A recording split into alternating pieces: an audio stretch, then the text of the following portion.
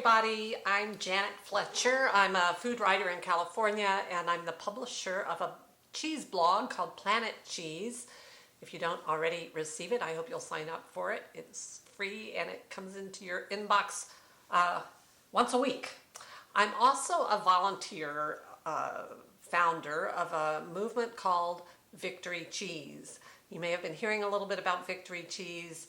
It's just a grassroots gathering of people who are in the cheese business or cheese enthusiasts like me, and we are trying to help out cheesemakers and dairy farms because they are struggling right now. The pandemic effects have been really rough on the specialty cheese industry, and so we've come together to try to shed a light on some of these issues and help keep some of this splendid cheese moving through the pipeline. So along with a lot of other people, I have put together a collection of cheeses I'm calling a Victory Cheese Box. And I've actually done 12 of these Victory Cheese Boxes. Each one is a different collection with a different theme. My partner is iGourmet, the online cheese merchant, and they shipped your cheese collection, your Victory Cheese Box, to you in a muslin bag, nice and cool, I hope.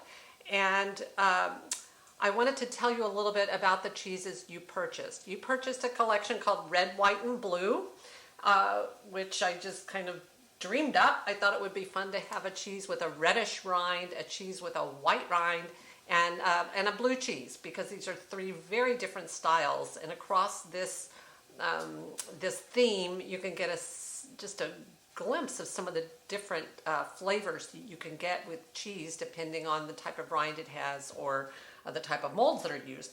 So let's get started tasting. We're going to taste from our youngest to our strongest and most mature. And that the youngest is this little guy called Little Hosmer from Jasper Hill Farm in Vermont. It's a new cheese. It's one of their newest creations.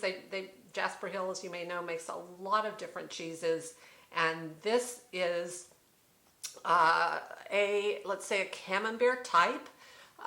And they wanted to make it in a small format because it's easy for retailers to sell. It's easy for two people to split. Actually, I would think would serve four people.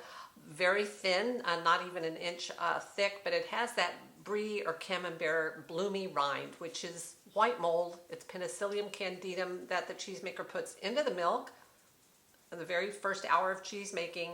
And over time, over maybe a couple of weeks, it's going to bloom on the outside, this mold, which is why we call this a bloomy rind cheese or a soft ripened cheese, because it's going to ripen. It starts out hard and it's going to get softer. This is already getting kind of nice and squishy, which I like to see. This tells me if you have the opportunity at a cheese store to pick up a cheese like that, it's going to have a wrap on it,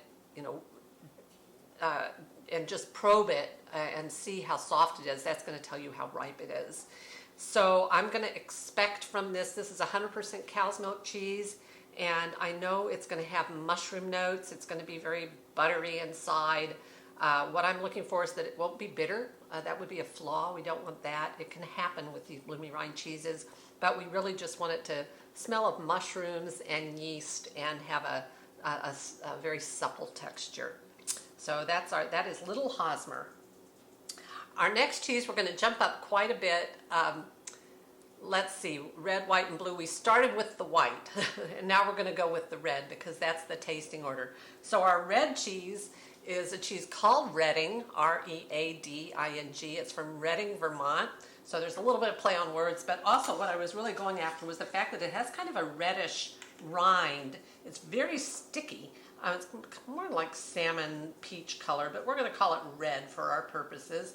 And this kind of rind, I know immediately that this is a washed rind cheese, because that's the only way you can get this kind of rind is by washing the cheese repeatedly with brine, with salt water. And that damp, salty surface then draws bacteria, good bacteria, which create this kind of sticky, reddish rind. So this is Reading from Springbrook Farm in Vermont, and you may know Springbrook Farm for its more famous cheese, which is Tarentaise. Reading came later. It, like Tarantis, it's modeled after a French cheese called raclette. I'm sure you've heard of raclette. So this is an American type of raclette, raw cow's milk, and it's aged about 3 to 4 months. I wanted to show you, when I unwrapped mine, I could see little kind of splotches of that reddish bacteria on the surface. And I don't know, I don't really want them there. It's not all that pretty. So I take my knife and I'm just going to scrape the surface, which is a good idea anyway to do with the cheese that's been in a plastic wrap for a while, to get that kind of plasticky taste off. And you're just going to refresh the rind. Cheese people call this just giving it a scrape, scraping the rind, refreshing the face of the cheese is another way to do it. So to speak of it.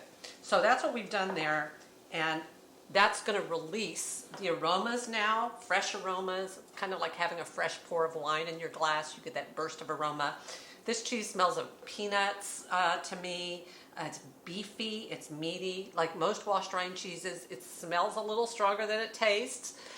So don't be afraid of it if it's going to have those kind of dirty socks smells, but it's not that strong in flavor. It's quite nutty and wonderful, and a great melter, like all raclettes are and should be.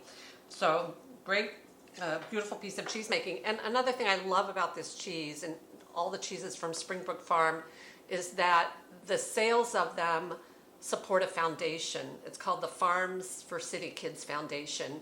And so when you buy a piece of Reading, you are helping support this foundation, which brings young, I think they're teenagers, 12 or 13 years old, from the inner city to the farm for week-long immersions in farm life. They do classes, they have chores, and they learn on the farm, and it's just a great experience. And they've had thousands of kids through this program.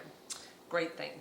And our last cheese is our blue in our red, white, and blue assortment. It's a classic. It's from Maytag Dairy Farm in Iowa. And we've all heard about Maytag washing machines. It's actually not part of that company. It's a separate operation, but it's the same family, the Maytag family. The son of the man who invented the Maytag appliances, the son was named Fred Maytag, and he loved going to Europe. This is back in the 1940s. He fell in love with European cheeses, especially blue cheeses like Roquefort, and he wanted to make a cheese like the great European blues in Iowa. And so he approached Iowa State University, which had a dairy science program, and they helped him with the recipe. So when Maytag Blue was launched in 1941 or thereabouts, it was thought to be the first cow's milk blue in the U.S. And it took off. Maytag, they no longer have the cows. For a long time they had their own dairy farm. They've sold the cows, so they buy the milk back to make this beautiful blue. So it's just a classic American blue. It's very buttermilky, kind of lactic, and like creme fraiche or sour cream. Beautiful cheese to crumble into a salad. I love it on its own. It's very creamy, and one thing to note is it doesn't have a rind. Some blue cheeses, like our Bay Blue from California, have rinds on them. This cheese has no rind, and that's because if you were to have bought it at the store, it might have had a foil wrap on it. Mine came without the foil wrap, but it's a cheese that is matured in wax. And that's why it doesn't get a rind. They make the wheel, they pierce it to make air channels that allow the blue to grow, and when it has enough blue, when it's strong enough, they wax it and put it in a refrigerated environment so it can stop bluing and just get more creamy.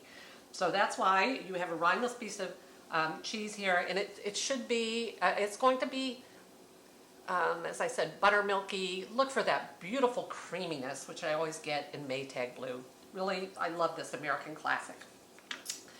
Red, white, and blue cheeses here in your red, white, and blue collection.